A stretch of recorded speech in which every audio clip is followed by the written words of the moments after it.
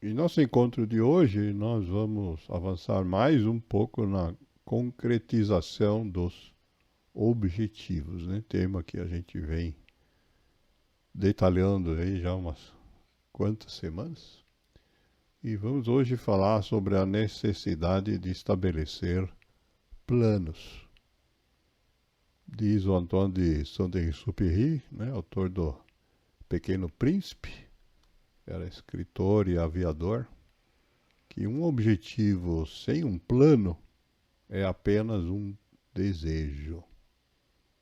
Quando a gente escolhe um objetivo e não traça um plano sobre como que nós vamos fazer, nós não conseguimos colocar esse objetivo na realidade.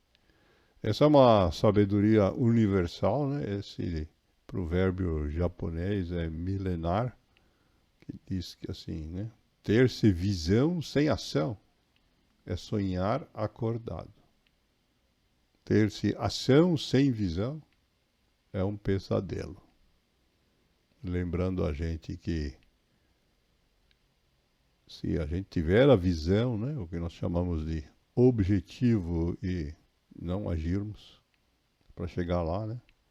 Então isso equivale a sonhar acordado.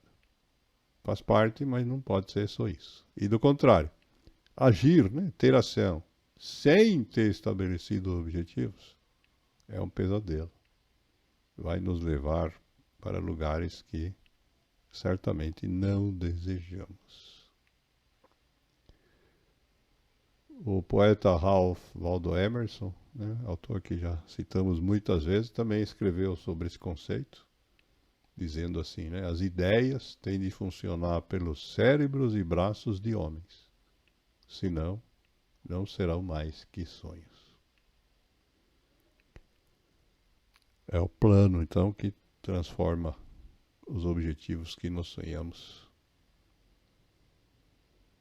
em objetivos reais. E o Paulo Vieira, né, que é coach brasileiro contemporâneo, né, diz que, humanamente falando, a única coisa que nos separa de nossos objetivos é a nossa capacidade de agir. Né? Os planos que a gente desenvolve para trabalhar nossos objetivos têm que ser baseados na ação. O Stephen Covey nos lembra que é para começar com o final em mente. Né? Precisamos saber onde a gente quer chegar. E a partir daí, então, nos ensina o Martin Luther King, devemos iniciar a jornada, subir o primeiro degrau, como ele chama, com fé. Né? A fé é acreditar que nós somos capazes. Né? Diz ele que não é necessário que você veja toda a escada, apenas dê o primeiro passo. Se a gente sabe onde quer chegar e a gente tiver dificuldades em estabelecer o caminho todo, nós temos, na verdade, condições de, o que ele chama aí de subir o primeiro degrau, é simplesmente se agir, né, no sentido de se aproximar na direção que a gente quer ir. Estando mais perto, nós vamos então poder tomar novas ações para continuar. Né? Só para fazer analogia, né? Na época que não tinha GPS, né? Se a gente quisesse chegar num lugar distante, né? Sei lá, do Rio Grande do Sul, no Ceará, e parasse para perguntar na rua como é que faz para chegar no Ceará, provavelmente ninguém ia saber responder. Mas se a gente andasse um pouco na estrada em direção ao norte, a chance de encontrar alguém que soubesse vai aumentando. E assim acontece com todos os objetivos. Se a gente sabe onde quer chegar, na medida em que a gente vai caminhando, a gente vai enxergando melhor. E é por isso então que o Herbert Hoover, né, foi presidente dos Estados Unidos, um político bem conhecido aí no começo do século XX, diz que muitas vezes saber qual é o próximo passo é sabedoria. né? Nem sempre é tão evidente, né? Mas na medida em que a gente se treina, nós conseguimos avançar com isso. Não adianta imaginar que um golpe de gênio vai resolver, né? Basta olhar para o nosso futebol como exemplo. Cheio de gênios e zero de resultados. Já dizia o Thomas Alva Edison, né, que a genialidade representa apenas 1% de inspiração e o resto é transpiração. A gente transpira quando age, quando se mexe, né? Apenas o talento não é suficiente para que a gente consiga atingir os objetivos.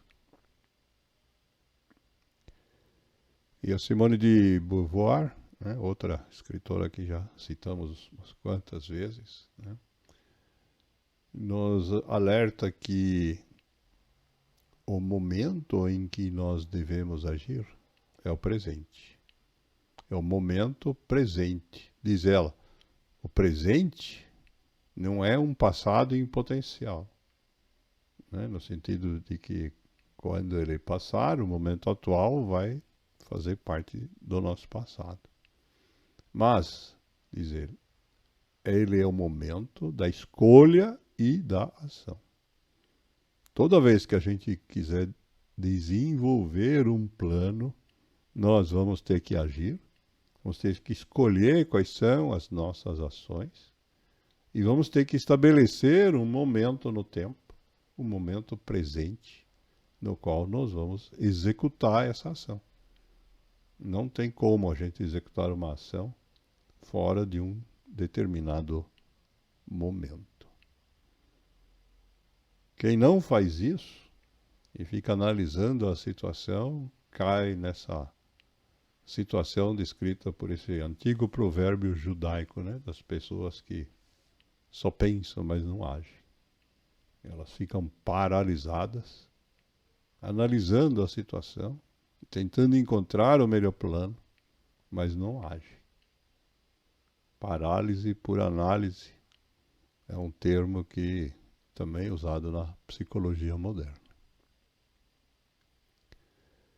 E o grande alerta que o Jim Rohn, outro que já circulou aqui muitas vezes, nos dá, é o seguinte: você criar os seus planos para atingir os teus objetivos não é obrigatório. Faz quem quer. Mas, diz o Jim Rohn, se você não elaborar o seu próprio plano de vida, você terá grandes chances de acabar nos planos de vida de outra pessoa. E nesse caso, adivinha o que elas têm planejado para você? Nada demais. Se você não elaborar os seus planos, você vai acabar sendo enredado pelos planos dos outros, que foram feitos pelos outros pensando neles. Isso vale para o mundo do trabalho, para o mundo dos clubes, das associações, das famílias, todos os grupos onde a gente participa. Esse processo é ainda mais importante, é claro, na política, né? O Benjamin Disraeli, primeiro-ministro inglês no século XIX, diz que o segredo do êxito na vida está em preparar-se para aproveitar a ocasião, quando ela se apresenta. Às vezes nós temos um objetivo e no meio do caminho a gente sabe que tem que dar um passo, tem que executar uma ação que só dá para ser feita num determinado momento. A continuar o exemplo das viagens nas estradas, né? Imaginem que para chegar no Ceará, a gente estava no século XVIII e tinha que atravessar rios que não tinha ponte. E na época das cheias, os cavalos não iam conseguir. Então a gente ia ter que alocar essa atividade no momento certo, né? Preparar-se para aproveitar a ocasião. Se a gente souber qual que ela é, então nós vamos conseguir identificar quando ela se apresenta. Senão, a ocasião aparece e a gente não enxerga.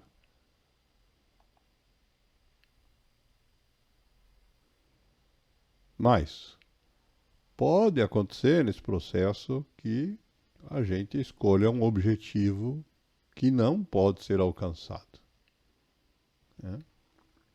Nesse caso, diz o Confúcio, né, o que está errado é o nosso plano. O objetivo não deve ser mudado porque, pelo caminho que nós estamos indo, ele não pode ser alcançado. Ele diz que se os objetivos não podem ser alcançados, não os modifique. Apenas ajuste as etapas da ação. Isto é, se pelo caminho que você está indo não dá para chegar lá, é óbvio que você não consegue chegar pelo caminho escolhido, não mude o destino, simplesmente mude o caminho.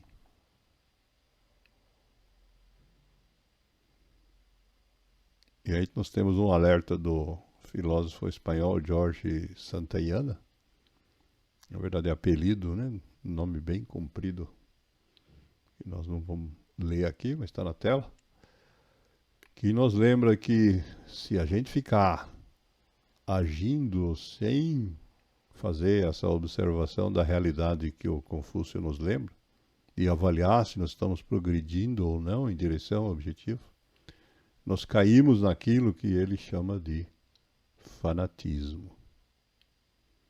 Diz ele assim, o fanatismo consiste no ato de redobrar esforços por conta de ter esquecido os objetivos.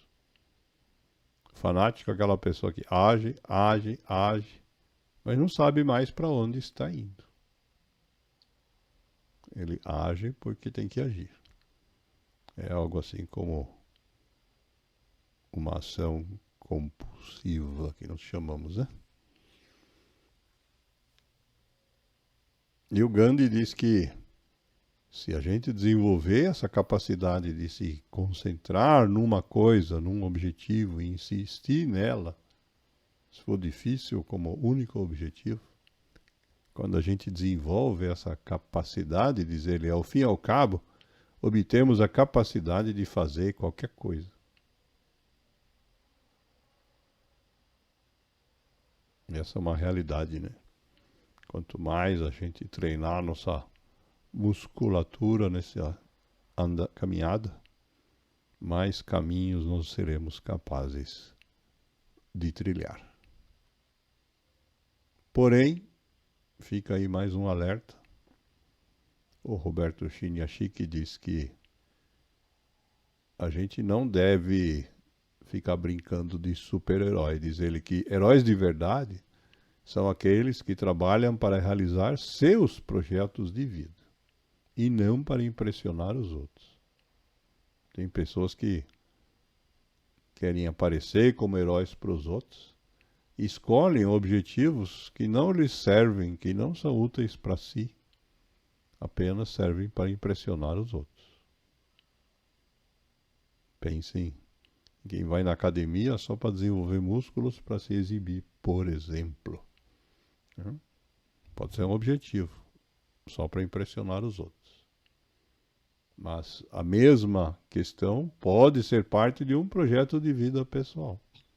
Nesse caso, está valendo.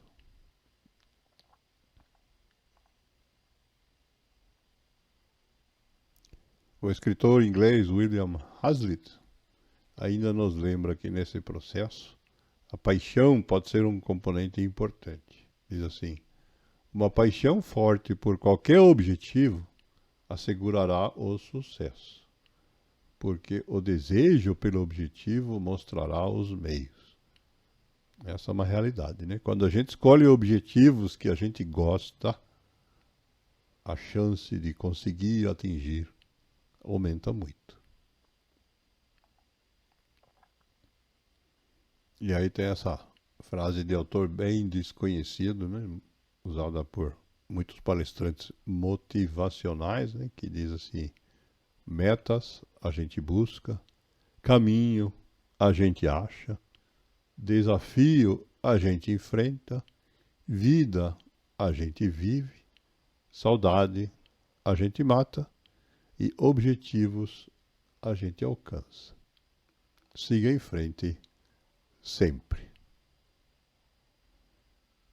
No entanto, precisamos lembrar que o objetivo é como se fosse um lugar que nós colocamos lá na frente, para ir em frente, como diz a frase. Mas aí tem outra sabedoria popular que diz que, como seres humanos, a gente nunca deve se dar por satisfeito. Quando a gente conseguir chegar a um objetivo, esse lugar é o ponto de partida para o próximo. E muitas vezes a gente se questiona, mas qual que vai ser esse próximo, né? Ficar preocupado, né? Principalmente se a gente já tem muitas coisas realizadas. E aí a Eleanor Roosevelt nos ensina que se você está interessado na vida, você nunca tem que procurar por novos interesses. Eles vêm a você. Quando você está genuinamente interessado em uma coisa, ele sempre leva a alguma outra. Quando a gente está de verdade envolvido em executar uma determinada sequência de ações para atingir um objetivo, a vida, o universo, o poder superior, como vocês queiram chamar, se encarrega de mostrar para a gente outras possibilidades para a gente escolher. E é isso que o Sêneca resume, né, quando a frase bem antiga, né, que diz que sorte é o que acontece quando a preparação encontra a oportunidade. Cheio de gente que reclama que não tem sorte, né? Mas a fórmula da sorte é milenar. Sorte significa que quando a oportunidade aparecer, quando a gente tiver um rio seco para cruzar à nossa disposição, a gente tem que estar preparado. Temos que estar com nossos cavalos bem alimentados e prontos para atravessar.